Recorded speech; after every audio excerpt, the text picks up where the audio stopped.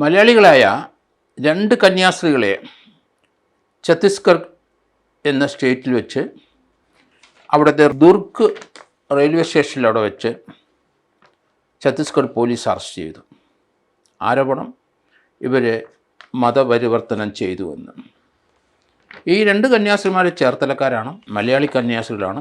അവരവരുടെ സഭാവസ്ത്രം ധരിച്ച് 4 പെൺകുട്ടികളുമായി ദുർഗ് സ്റ്റേഷനിലെത്തിയപ്പോൾ ബജ്രംഗ് ദൾ പ്രവർത്തകർ അവരെ തടഞ്ഞു. വേഷം കണ്ടാൽ അറിയാം, മലയാളികളാണ്, കന്യാസ്ത്രീമാരാണ്, അവരുടെ ഒഫീഷ്യൽ വേഷത്തിലാണ്, സഭാവസ്ത്രത്തിലാണ്. പ്രായപൂർത്തിയായ 4 പെൺകുട്ടികൾ അവരുടെ ഒപ്പമുണ്ട്. അവർ ആഗ്രയിൽ ഒരു ഹോസ്പിറ്റലും ആതുരാലയവും നടത്തുകയാണ്. അവർക്ക് അവിടെ ആൾക്കാരില്ല, അവിടെ കുഷ്ഠരോഗികൾ വരെയുണ്ട് ഇവർ നടത്തുന്ന ആശ്രമത്തിൽ.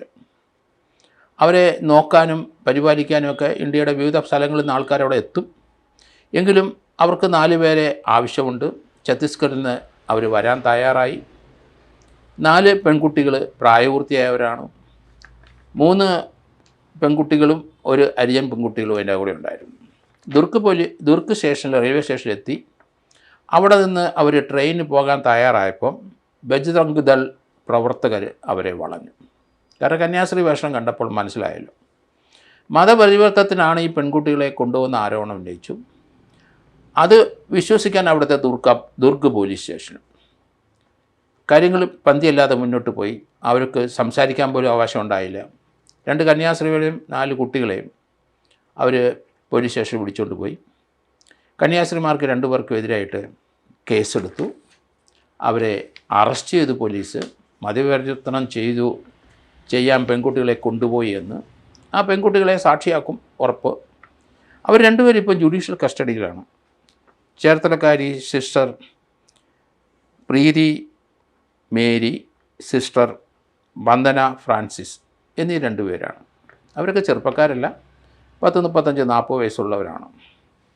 അവർ ആതുര ശുശ്രൂഷ രംഗത്ത് പ്രവർത്തിക്കുന്നവരാണ്. ആഗ്രയിലാണ്. ഇവിടെ വന്ന് ഈ 4 കുട്ടികളെ വിളിച്ചുകൊണ്ട് പോകാൻ വന്നതാണ്. അവർക്ക് 22, 23 വയസ്സുണ്ട്. അവരുടെ മാതാപിതാക്കളുടെ അനുവാദത്തോടു കൂടി തന്നെയാണ് അവർ വരുന്നത്. അവർക്ക് ശമ്പളം കിട്ടും, അവർക്ക് പട്ടിണിയിൽ നിന്ന് അവർക്കൊരു മോചനമാവും. ഛത്തീസ്ഗഡിൽ നമുക്കറിയാം, ആദിവാസികൾ കൂടുതലുള്ള സ്ഥലമാണ്. ഛത്തീസ്ഗഡിൽ അവിടെ പട്ടിണിപ്പാവങ്ങൾ ധാരാളമുണ്ട്. അങ്ങനെ വീട്ടിലെ മോശമായ കണ്ടീഷനുള്ള 4 പെൺകുട്ടികൾ അവർ രക്ഷപ്പെടുകയും ചെയ്യും. അതോടൊപ്പം തന്നെ അവർക്ക് പ്രവർത്തിക്കാൻ ഒരു ജോലി ഉണ്ടാവും. അത് തന്നെയല്ല, വീട്ടിലേക്ക് അല്പസ്വല്പം പൈസ അയച്ചു കൊടുക്കാൻ പറ്റും. അവരുടെ പ്രവർത്തന മേഖലകൾ അങ്ങനെയാണ്. അവിടുത്തെ പോലീസ് ബജ്രംഗ് ദൾ പ്രവർത്തകരുടെ ഒപ്പം നിന്നു. അവരിവരെ വിചാരണ ചെയ്തപ്പം പോലീസ് നോക്കിക്കൊണ്ട് നിന്നു. നമ്മുടെ ഇവിടുത്തെ പോലെ പോലീസല്ല അത്. ചില ആൾക്കാർ ഇന്ത്യയിലെ പല ഹിന്ദുക്കളല്ലാത്ത പല ആൾക്കാർക്കും എതിരായിട്ട് നീങ്ങുന്ന കാഴ്ച നമ്മൾ കാണുന്നുണ്ട്. നമുക്ക് 99 നമ്മൾ ഒറീസയിൽ കണ്ടല്ലോ, ഗ്രഹാം സ്റ്റെയിനെ 2 കുട്ടികളെയും കാറിലിട്ട് കത്തിച്ചു. ഒരു സന്യാസിയാണ് കത്തിച്ചത്. 99 ജനുവരി 23 അദ്ദേഹത്തിൻ്റെ വിദേശിയായ അദ്ദേഹത്തിൻ്റെ ഭാര്യയും മക്കളും മറ്റും ഒരു മകളും ഇന്നും ഇന്ത്യയിലുണ്ട്.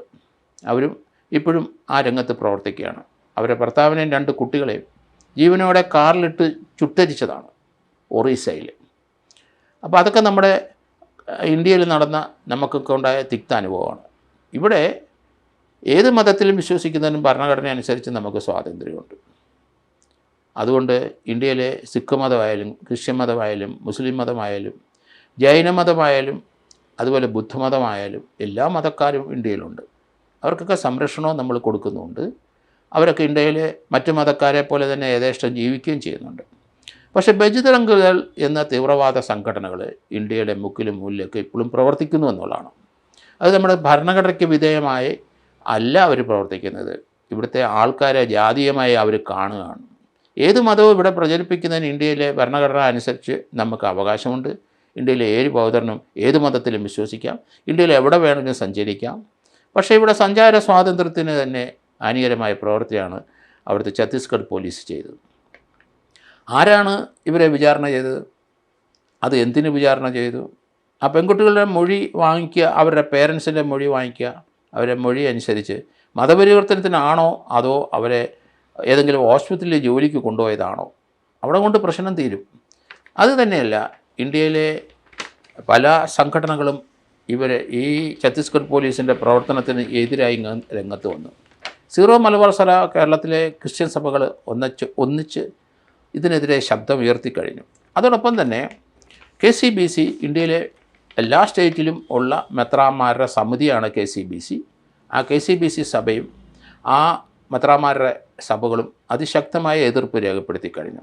ഇന്ത്യയിലെ എല്ലാ രാഷ്ട്രീയ പാർട്ടികളും ഇതിനോട് പ്രതികരിച്ച് കാണുന്നു. കേരളത്തിലെ പ്രത്യേകിച്ചും ഇവിടുത്തെ ഇടതുപക്ഷവും വലതുപക്ഷത്തുള്ള MP-മാർ, രാജ്യസഭയിലും ലോക്സഭയിലും ഉള്ളവരൊക്കെ തങ്ങളുടെ രൂക്ഷമായ എതിർപ്പ് രേഖപ്പെടുത്തി കഴിഞ്ഞു. ഇന്ത്യയിലെ ഏത് മതക്കാർക്കും ജീവിക്കാം.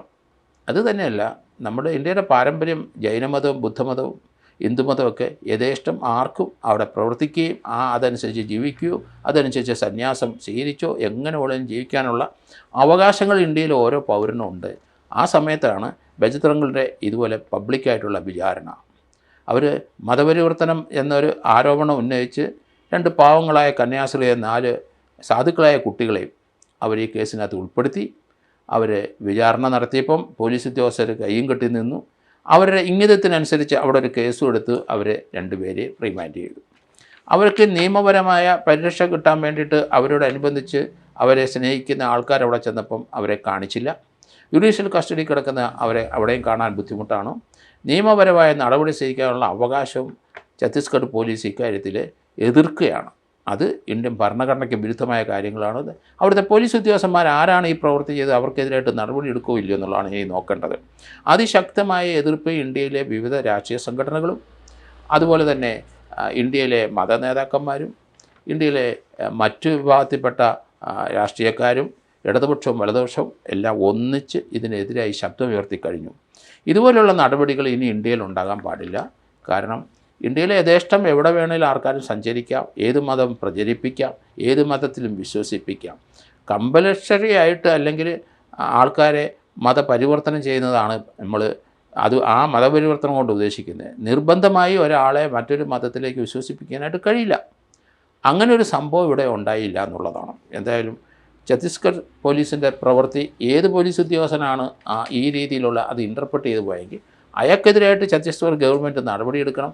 ആ പോലീസ് ഉദ്യോഗസ്ഥനെതിരായിട്ട് കേസ് രജിസ്റ്റർ ചെയ്യാൻ തയ്യാറാകണം എന്നാണ് ഞാൻ പറയുന്നത്. കാരണം ഇപ്പം തന്നെ ആഫ്രിക്കയിലെ കോങ്കോ രാഷ്ട്രീയത്തിലെ IS-ൻ്റെ പ്രവർത്തനം അവിടെ അതിക്രമിച്ചിട്ട് അവിടെ 434 ക്രിസ്ത്യൻ ആൾക്കാരെ കഴിഞ്ഞ ഞായറാഴ്ച പള്ളിയിൽ വെച്ച് കൊലപ്പെടുത്തിയിട്ട് അവർ പോയി.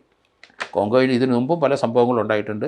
പല സ്ഥലത്തും ലോകത്തിൽ ഇന്നും ക്രിസ്ത്യൻ സഭയ്ക്കെതിരായിട്ട് നീക്കങ്ങൾ നല്ലതായിട്ട് നടക്കുന്നുണ്ട്. അതോടൊപ്പം തന്നെ ചില സംഘടനകൾ ഹിന്ദുയിസത്തിനെതിരായിട്ടും വിദേശങ്ങളിൽ അതിശക്തമായ എതിർപ്പും രേഖപ്പെടുത്തുന്നുണ്ട്. അപ്പോൾ നമുക്ക് പൊതുവേ ഇന്ത്യയുടെ മതേതരത്വ സ്വഭാവം അനുസരിച്ച് ഏത് മതത്തിൽ വിശ്വസിക്കാനും ഏത് മതത്തിൽ പ്രചരണം നടത്താനും ഒക്കെ നമുക്ക് അവകാശമുണ്ട്. ഇന്ത്യയിൽ എവിടെ പോയി ഏത് ജോലി ചെയ്യുന്നതിനും അവകാശമുണ്ട്. ഇത് ആഗ്രയിലുള്ള അവരുടെ ഹോസ്പിറ്റലിൽ അല്ലെങ്കിൽ അഗതിക മന്ദിരത്തിലേക്ക് ഇവിടെ സ്മോൾ പോക്സും മറ്റൊക്കെ ഉണ്ടായി ധാരാളം പേര് അവിടെ പേഷ്യൻ്റായിട്ട് കിടക്കുന്നുണ്ട്. അങ്ങനെയുള്ള ആൾക്കാരെ, കുഷ്ഠരോഗികൾ ഉൾപ്പെടെയുള്ളവർ അവിടെ ഉണ്ടെന്നാണ് ഇപ്പം മനസ്സിലാക്കുന്നത്. അവരെ ശുശ്രൂഷിക്കുന്ന 2 മലയാളി സിസ്റ്റേഴ്സിനെയാണ് ഇപ്പോൾ ജുഡീഷ്യൽ കസ്റ്റഡിയിൽ വെച്ചിരിക്കുന്നത്. എത്രയും പെട്ടെന്ന് നിയമപരമായി അവർ വെളിയിൽ വരട്ടെ. ഇതിനകത്ത് ആ പോലീസ് ഉദ്യോഗസ്ഥന്മാർ ഛത്തീസ്ഗഡിൽ അവർ കാണിച്ചത് നിയമവിരുദ്ധമായ കാര്യമാണെങ്കിൽ അവർക്കെതിരായിട്ട് അതിശക്തമായ നടപടി ഉണ്ടാകണം. ഇന്ത്യയിൽ മുഴുവൻ ഇത് ഇപ്പം എല്ലാ സ്ഥലത്തും എല്ലാ സ്റ്റേറ്റിലും ഇതിന് ശക്തമായ എതിർപ്പ് വന്നു കഴിഞ്ഞു. മണിപ്പൂരിലെ ഇഷ്യൂ നമുക്കറിയാം. ആ ഒരു സംസ്ഥാനം ചെറിയ സംസ്ഥാനമാണെങ്കിലും ഇന്നും അവിടെ അശാന്തി നിലനിൽക്കുകയാണ്. അനുഭവം മറ്റൊരു സംസ്ഥാനത്തും ഉണ്ടാകാൻ പാടില്ല.